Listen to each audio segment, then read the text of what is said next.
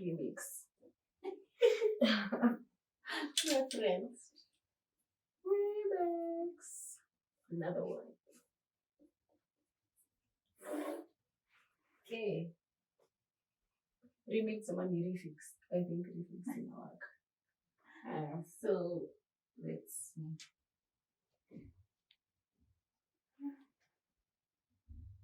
Mr. to the side trust me most.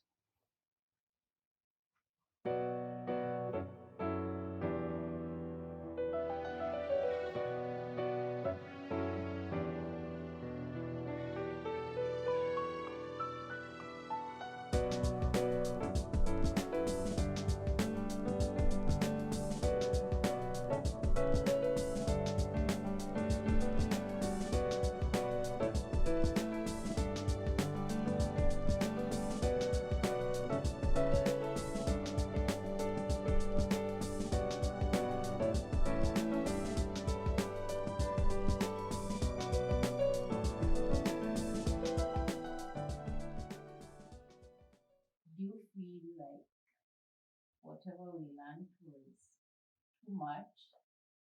How has it helped you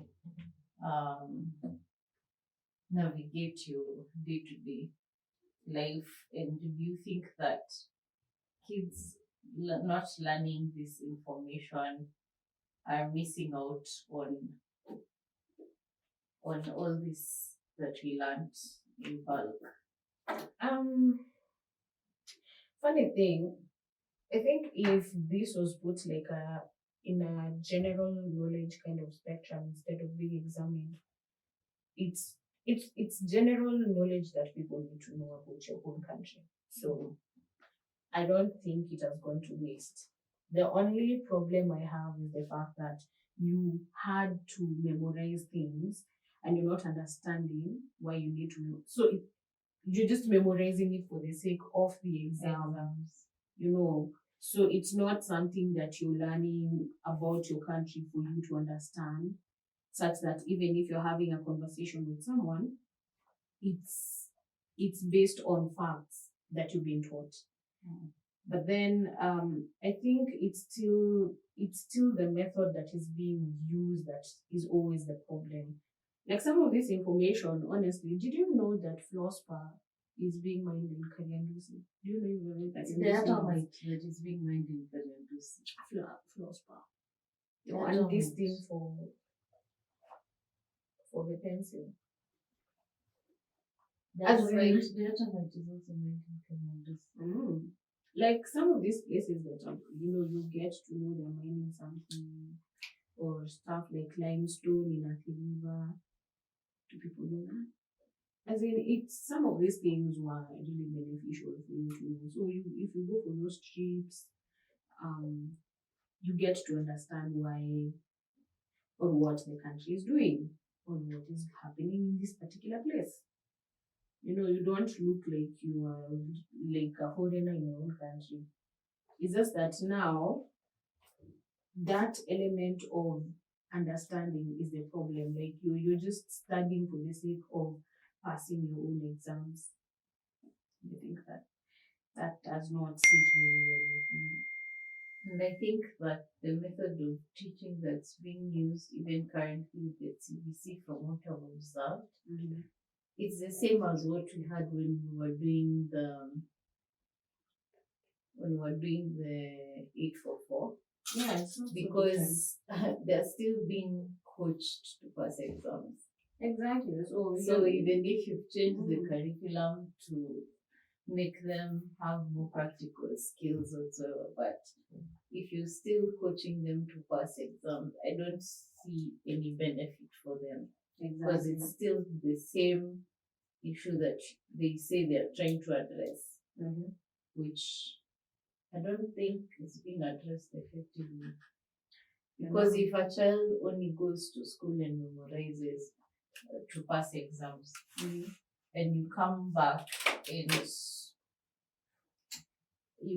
home, you can't remember anything that you learned in school, what was the point? Exactly, because funny thing, this CBC thing is what we used to study when or rather, that method of teaching is what was in our earlier days in class one, class two. Because I remember we used to do those mosaic, collage, beanbags. Then we used to have all the subjects. Yeah, and then you remember even musical instruments used to be told you need to come with a kashika, And we even had woodwork and metalwork because we would be able to make these tables, stools, chairs, and I guess that helped for those people who didn't make it to high school, be able to have a career, tailoring, carpentry, metalwork, Remember the because we learned all those things. We knitted, we stitched, we cooked. Remember, we made stools, we handled chainsaws. You guys handled chainsaws? The one which you hold on one end. Which saw is it? I don't know. The hacksaw. Or the what? Is it a hacksaw? Chainsaw is one which is electronic. The hacksaw, basi.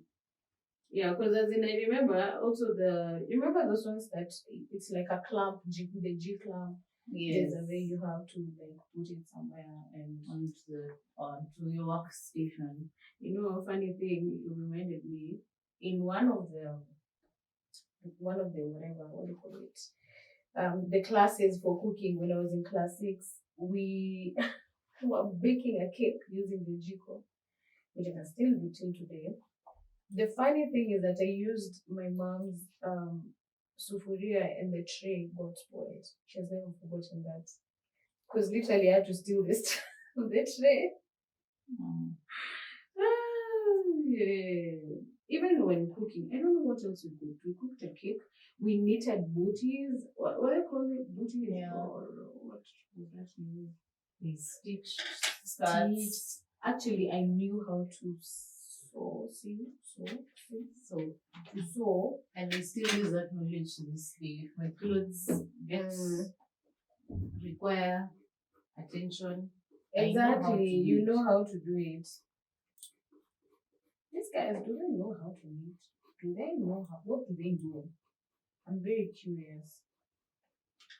Unless you take the initiative as a parent or guardian to teach them that information, I don't think they leave knowing anything. Yeah, and it's sad. Because now, if you're not maybe taking home science in high school, then you're done for. You literally know nothing. We did agriculture. Oh my goodness, I dropped that in Form 1 very fast. Agriculture is so important because farmers are the ones who are putting food on the tables. Funny thing, I was interested in agriculture, but let's just say due to various or unexplainable circumstances, I dropped it. Because there was agriculture, as we had the option of agriculture, home science, we didn't have computer studies, French, and what else? There was something else, I can't remember. I picked French. That if you ask me today, do I remember? Just a couple of words.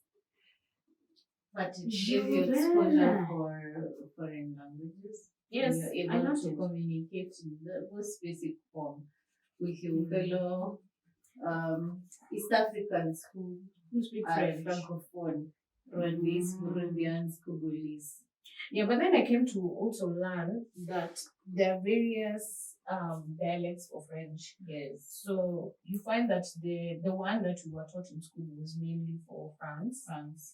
So, which is totally different to the one that is maybe spoken in Congo or West Africa.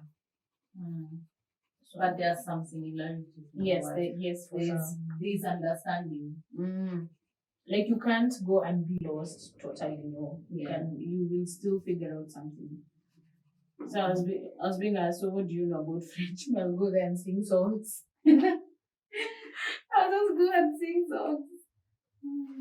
They used to have a dance group, a French dance group that I was part of in those days. I used to like the fact that we used to go to Alliance Française. Then you go there and people are talking French so fast. So half of the time you're like, désolé, petit s'il vous plaît. Je ne comprends pas. Je ne comprends pas. Moi, je parle en France. Je parle français un peu. Like what? I speak a bit of French.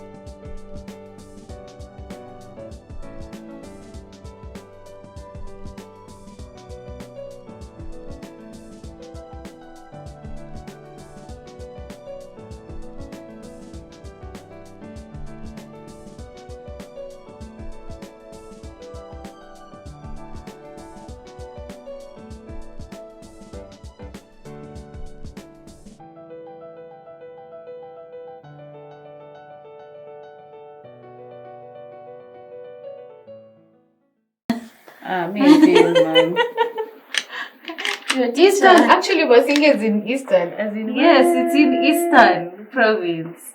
That's where hydroelectric power is generated. Okay, let's make this simpler. Where is wind power produced? That one has to be Turkana. Not only Turkana, but no, there's Turkana. We also have some around. So which province, best of the provinces, which province is it in? Why are we doing this? Because we are drawing the map of Kenya. Why not talk about things, features of importance? You answer that. That one I'm on to Rift Valley province. Okay, where specifically? Apart from Turkana, we also have, I think, a wind project in Suswa. We have Ngong Hills. Yes, and there's one in Kajiado. So Kajiado is in Rift Valley. Yeah. So that's Rift Valley. Mm-hmm. Very nice. Now, where do we generate geothermal? That's to be Basha. Which province? That's Rift Valley. Where's Malindi on the map? Coast. No. It's here. I think it's here. It's towards this side. It's going this side. Lady, I will fine you for every time you say it's here on the map. You forget Amakamba. I'm just saying it's here. We are trying to teach people about the map. Mm-hmm.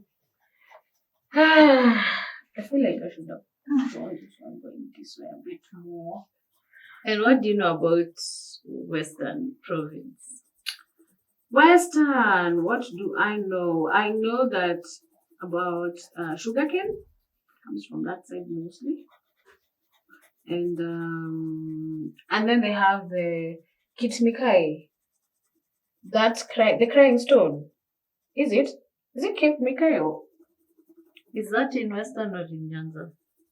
I think that's it's in Western Kakamega, if I'm not wrong. Okay. The crying stone. I know that, and then what else? Nadine Muzambwa. And it has Yesu of Tongeren.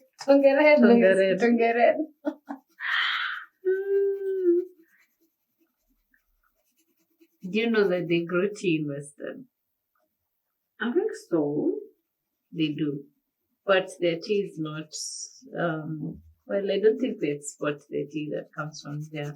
But anytime is tea time when you... Oh yeah, actually yes, they love tea. They love tea, those guys. They thrive with tea and chicken. I've forgotten that meat. And groundnuts. Ah yeah.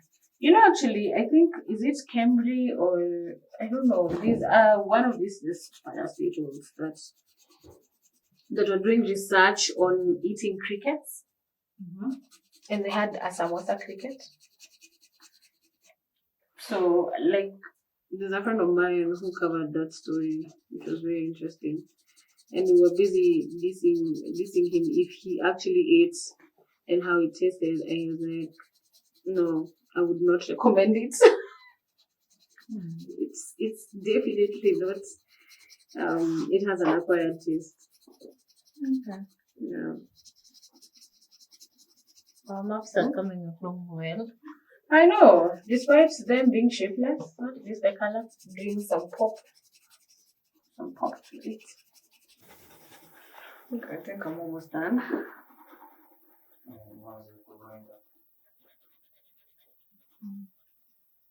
Okay.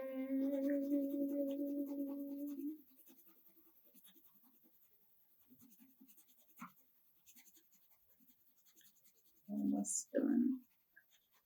Almost done. Anything you see, Kapiluri reminded me. They have that market of theirs. They can find, I don't know if right now they have increased the prices, but you can literally get a pair of jeans for like 2 for 200 bob.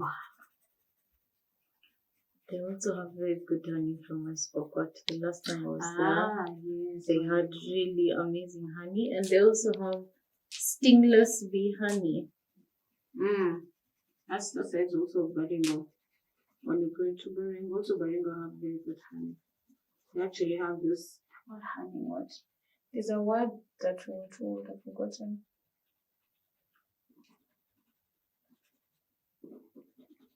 The country is rich with stuff. I mean, with good resources. It's just so sad how everything gets mismanaged. And they know that we have the potential to grow.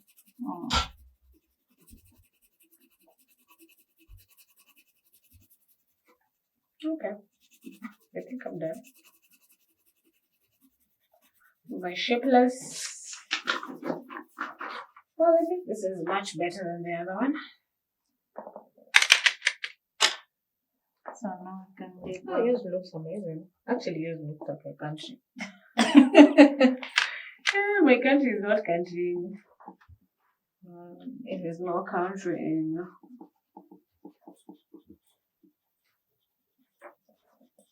And there, folks.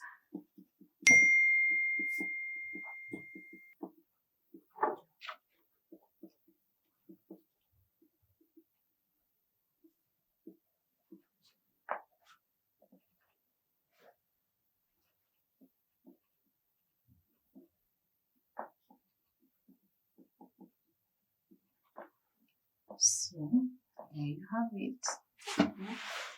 Yeah. 580,367,000 square kilometers of it.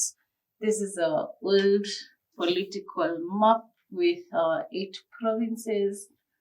Nyanza province, where we have Lake Victoria, Western province, Rift Valley, where we have Naivasha, Nakuru, Elementaita, Baringo, Eldoret, all those for here.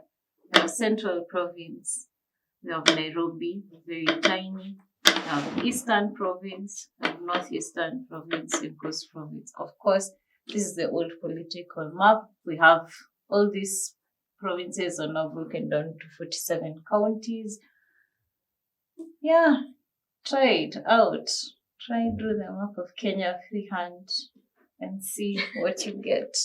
This is my map. This is mine. Signing out. I nearly wrote your name instead of mine. Wandwa.